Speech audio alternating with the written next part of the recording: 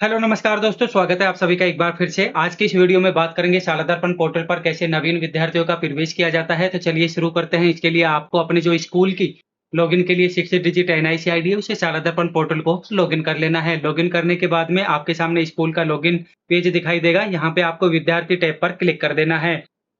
जैसे आप विद्यार्थी टैब पे क्लिक करेंगे, आपके सामने न्यू टैब्स जो हैं वो नीचे दिखाई देंगे। यहाँ पे आपको नई प्रवेश प्रविष्टि के बटन पर क्लिक कर देना है।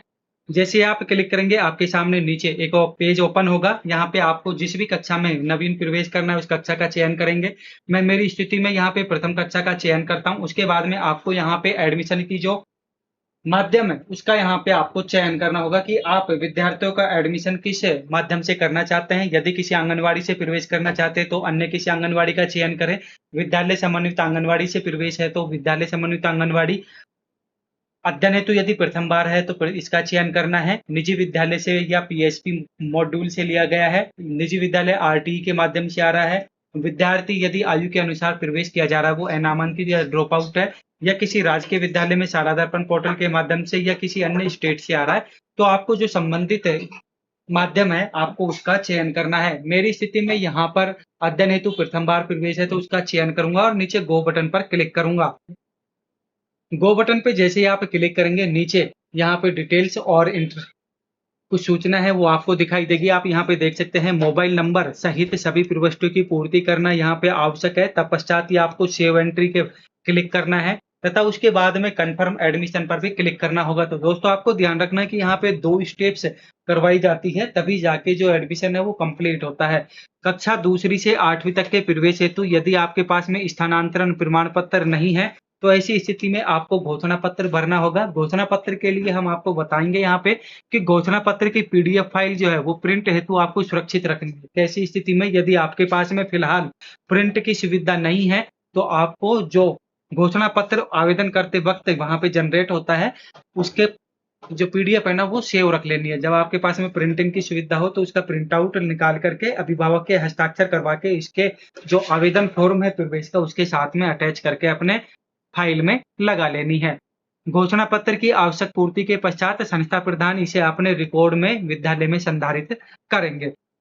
तो चलिए आगे देखते हैं। देखो, यदि हम प्रथम बार एडमिशन कर रहे हैं तो यहाँ पे ओल्ड स्कूल या आंगनवाड़ी का नेम कुछ नहीं आएगा, सेलेक्ट क्लास भी कुछ नहीं आएगा। ये यहाँ पे जो है ना ये ब्लैक मिलेंगे, चूज के लिए नेम मिलेंगे यहाँ पे। तो यहाँ पे सबसे पहला जो ऑप्शन आएगा वो आएगा हमारा विद्यार्थी का नेम।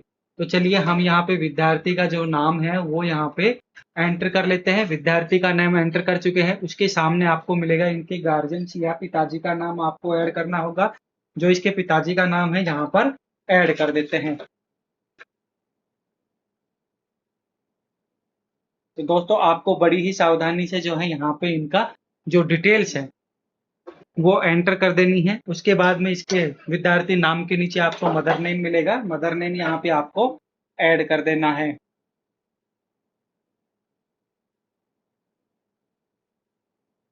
उसके बाद में माता के नाम के सामने आपको कैटेगरी का एक बटन दिखाई देगा। कैटेगरी में यहाँ पे आप देखेंगे जनरल, एसटी, एससी, एसबीसी और ओबीसी का ऑप्शन आपको मिलेगा। जो भी है आप अपने ड्रॉप बॉक्स में से उसका चयन करेंगे जिस भी कैटेगरी से विद्यार्थी संबंधित है। मैं यहाँ पे ओबीसी सेलेक्ट करूंगा। उसके बाद में डीओबी विद्यार्थी की जो डेट ऑफ बर्थ है उसका यहाँ पे सेलेक्ट कर लेना है। तो सबसे पहले मैं यहाँ पे इनकी जो वर्ष है उसका चयन करूंगा 2020। उसके बाद में मंथ का चयन करूंगा। मंथ यहाँ पे रहने वाला है इनका मई। और जो डेट है, डेट की यदि हम बात करें तो डेट का चयन करेंगे 27 मई 2020। उसके बाद में जेंडर की बात करेंगे तो जेंडर यहाँ पे सेलेक्ट कर लेना है, मेल है या फीमेल है। तो यहाँ पे मैं मेल सेलेक्ट करूंगा। उसके बाद में विद्यार्थी के जो अभिभावक है उन्होंने जो आपके प्रवेश फॉर्म में जो मोबाइल नंबर दिया है उस मोबाइल नंबर को यहाँ पर एंटर कर देना है।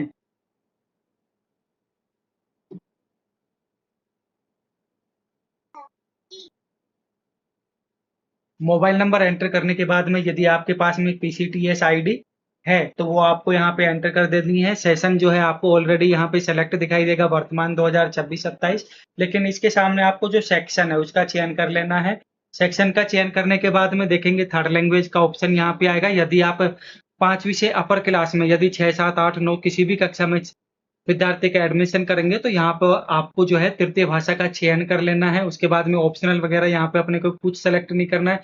CWSN टाइप, यदि विद्यार्थी दिव्यांगजन में शामिल है तो उसका चयन आपको यहाँ पे कर लेना है। ब्लाइंड है, लो विजन है, जो भी है उसकी स्थिति आपको यदि इनमें ऑप्शन में से मिलती है तो उसका चयन कर लेता है, अन्यथा आपको इसको खाली छोड़ देना है। विद्यालय से विद्यार्थी की जो निवास स्थान की दूरी है, इसको बड़ी ही सावधानी से यहाँ पे भरा जाना है, तो ध्यान दीजिए। यहाँ पे यदि आप 2 किलोमीटर से ज्यादा का चयन करते हैं तो ट्रांसपोर्ट वाउचर के लिए विद्यार्थी जो है वो एलिजिबल होते हैं, योग्य होते हैं। तो आपको इसकी जो दूरी है वो सही तरीके से यहाँ पे एंटर करनी है। 2 से ज्यादा भरते हैं आप तो उनके ट्रांसपोर्ट वाउचर का फॉर्म भी आपको यहाँ पे भरना होगा। तो चलिए यहाँ पे विद्यार्थी के निवास की दूरी, चूंकि मेरी स्थिति में यहाँ पे 1 किलोमीटर है तो मैं यहाँ पे 1 एंटर करूंगा।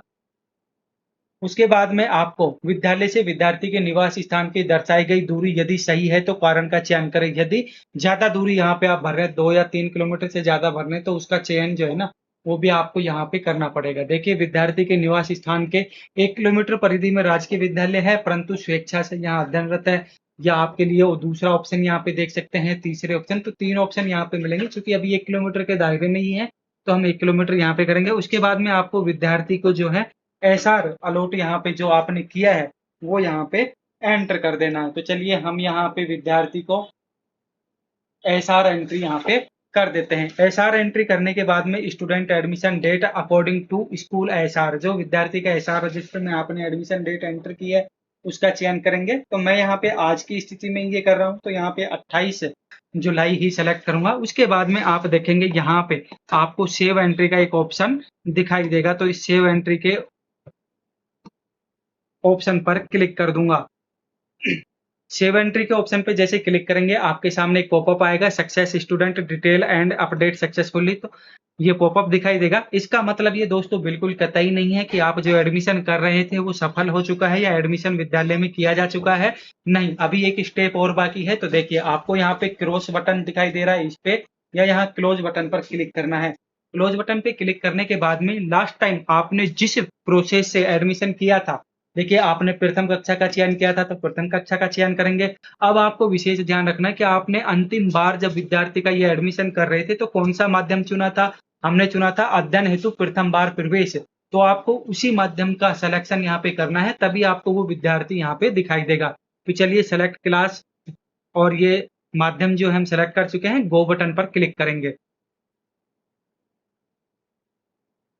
जैसे आप गो बटन पे क्लिक करेंगे आपके पेज ओपन हो जाएगा। यहाँ पे आप सबसे नीचे देखेंगे जो एसआर रजिस्टर के अकॉर्डिंग जो है डिटेल आपको यहाँ पे दिखाई देगी, एंट्री डेट दिखाई देगी, विद्यार्थी का नाम, उसकी कक्षा, और यहाँ पे एक्शन में आपको कंफर्म और डिलीट के 2 बटन दिखाई देंगे। यदि आप विद्यार्थी की एडमिशन को कंफर्म करना चाहते हैं तो यहाँ कंफर्म बटन पर क्लिक करेंगे।